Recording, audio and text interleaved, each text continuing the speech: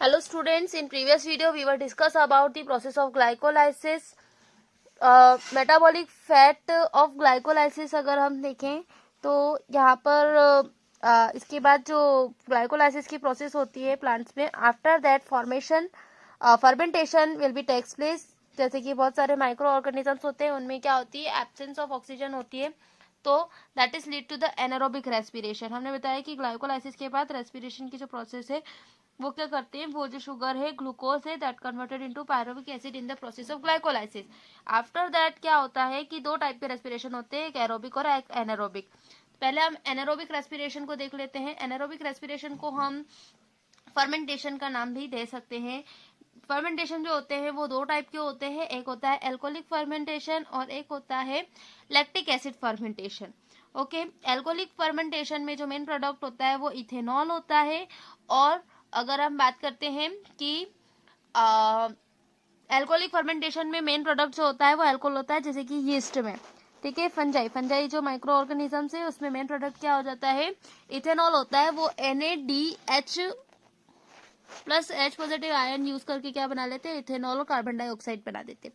But in case of ये glycolysis की cycle as it is है, या अगर लैक्टिक, उसमें क्या करते हैं, लैक्टिक एसिड में डिहाइड्रोजिनेस एंजाइम्स जो रहते हैं वो क्या करेंगे, FMN प्रोटीन और जिंक आयंस की प्रेजेंस से ये क्या होंगे, कैटेलाइज्ड होंगे और अल्टीमेटली क्या बना देते हैं, लैक्टिक एसिड बनाते हैं. ओके, तो ये किसको रिस्पॉन्सिबल होते हैं, सेलुलर रेस्पिरेशन के लेवल पे लैक्टेस डिहाइड्रोजिनेस एंजाइम की वजह से ये क्या बना लेते हैं, लैक्टिक एसिड बना लेते हैं. और यहाँ पर क्या होता है, अगर एंजाइम प्रेजेंट है कौन सा, एल्कोहल डिहाइड्रोजिनेस, तो इथेनॉल बनेगा और ये हो जाएगा आपका एल्कोहलिक फर्मेंटेशन. और अगर यहीं पर इसकी जगह पर क्या होगा, लैक्टेट डिहाइड्रोजिनेस एंजाइम होगा, तो वो क्या करेगा, NAD यूज करके, NADH और H पॉजिटिव आयन यूज करके क्या बना लेगा, या रिडक्शन होगा और अल्टीमेटली क्या बन जाएगा, लैक्टिक एसिड बन जाएगा. और यही आपका क्या है, फर्मेंटेशन है. दोनों टाइप के फर्मेंटेशन आपको आई होप समझ में आ गए होंगे और डिटेल के लिए आप रिएक्शंस देख सकते हैं.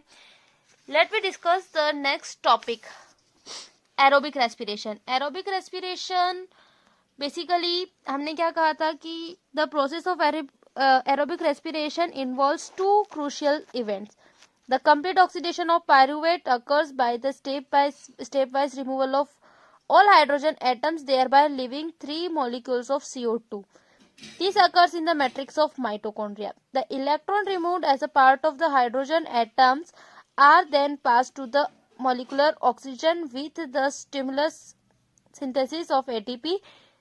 Simultaneous क्या बनाते हैं, ATP सिंथेसाइज करते हैं. And this on the contrary takes place on the inner membrane of the mitochondria. ठीक है, ये वाली स्टेप जो है हमारी माइटोकॉन्ड्रिया के मैट्रिक्स में होती है और ये कहाँ होती है, second one is in the inner membrane of the mitochondria. Oxidative decarboxylation of the pyruvic acid. ठीक है, pyruvic acid coenzyme NAD positive H pyruvate dehydrogenase enzyme की प्रेजेंस में एसिटाइल को एंजाइम NaCO2 और NADH plus H positive ions बन जाते हैं. The acetyl coenzyme act as the connecting link between the glycolysis and the citric acid cycle. अब citric acid cycle, जिसको हम basically TCA cycle भी कहते हैं, ट्राई कार्बोक्सिलिक एसिड, जो कि सिट्रिक एसिड का बेसिकली फॉर्मूला होता है. ठीक है, ट्राई कार्बोक्सिलिक एसिड, तो इसका फॉर्मेशन होता है. तो यहाँ पर basically following are the steps of Krebs cycle. ठीक है, फिर it will leads to the Krebs cycle. The acetyl coenzyme then enters the cyclic pathway Krebs cycles और ट्राई कार्बोक्सिलिक एसिड साइकिल, जिसको आप TCA भी कहते हैं. In mitochondrial matrix various coenzymes including NAD positive और acetyl enzyme also participated in the reaction catalyzed by the pyruvic acid dehydrogenases. It is first included by the Sir Hans Krebs, a British biochemist, in 1940. That's why it is also known as the Krebs cycle. The whole cycle explains how pyruvate is broken down to carbon dioxide and water. Krebs cycle basically आप 3 और 4 steps में देख सकते हैं.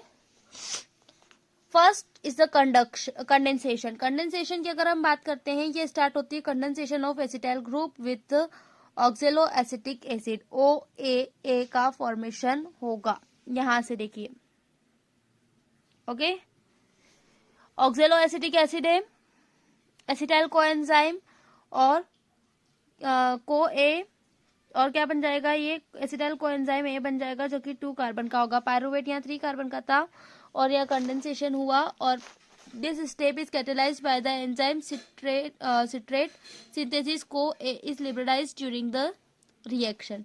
और यहाँ पे basically आपको क्या मिल जाएगा, citric acid. Citric acid is then undergo reorganisation in 2 steps in order to form the in the presence of an enzyme actinose interference. और ये क्या बना लेगा यहाँ पर, अल्फा कीटो जो ऑक्सीडेटिव डीकार्बोक्सिलेशन होगा, isocitrate is followed by the 2 successive step of oxidative decarboxylation that leads to the formation of alpha keto glutaric acid. यहाँ देखिए, फर्स्ट हुआ, उसके बाद सिट्रिक एसिड बना और इसके बाद यहाँ पे एक 1 carbon dioxide will be remove and ultimately NAD use करके NADPH और H पॉजिटिव आयन बना और यहाँ क्या बन गया, अल्फा कीटो ग्लूटेरिक एसिड और यहाँ पे 5 कार्बन हो गए। Okay, another carboxylation will be takes place, oxidative decarboxylation will be takes place और यहाँ पर अल्टीमेटली क्या बनेगा, it will lead to the formation of succinic acid. Okay, then the succinyl coenzyme catalyzed by the alpha complexes and the succinyl coenzymes then split into the 4C compounds, that is the succinic acid and coenzyme CoA. Okay, then after that, with the addition of water during this conversion, a molecule of GTP, that is the guanosine triphosphate, यहाँ पर एक GDP use हुआ, ग्यूनोनाइन triphosphate बना है जो कि किसको use किया हमने, ग्यूनोनाइन डाइफॉस्फेट को यूटिलाइज करके क्या बना, guanosine diphosphate. Okay, is synthesised catalysed by the enzyme succinyl coenzyme synthetase. This occurs when the coenzyme A transfer its high energy to the phosphate group that join GTP, forming the GTP. In the remaining steps of Krebs cycle, succinyl coenzyme is oxidized to oxaloacetic acid and a 4C compound following the formation of the formic acid and the malic acid catalyzed by the enzyme succinate dehydrogenase and fumarase respectively.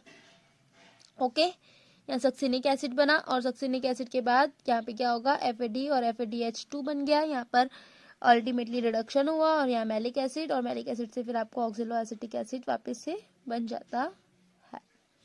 Okay, और with this हम basically क्या हो जाएगा, क्या Krebs cycle क्या होती है, ये साइक्लिक मैनर में कंटिन्यूएशन में वर्क करती है। और यहाँ पर अगर हम आउटपुट देखें क्रेब्स साइकिल और सिट्रिक एसिड साइकिल का, या फिर अगर हम इसको TCA साइकिल का अगर हम कहें, तो आउटपुट क्या रहता है, during the cycle of reaction 3 molecule of NADH positive is use. ठीक है, ये